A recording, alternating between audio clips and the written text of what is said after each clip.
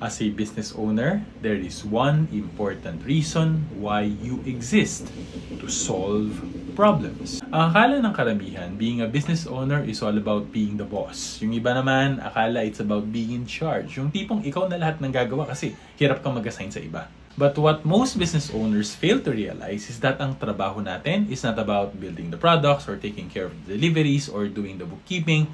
Being a business owner is all about problem solving. Ang trabaho natin as a business owner is to observe what's happening sa business and then create solutions to make the process more efficient and remove any bottlenecks. Ang problema, hindi mo magagawa yan effectively if masyado kang busy. Kaya ang tendency, masyado ka ng pagod to even see those problems that require your attention. Delegate and automate. Kung kaya ng iba, paggawa mo sa kanila. Kung pwedeng i-automate using software or online tool, go lang. Bawasan mo yung bolang ginajuggle mo to free your hands into touching more important matters na ikaw lang ang makakasolve. This is the power of accounting automation. And if you're interested to know more, send us a message. Lagi tandaan, basta accounting, i-automate na yan.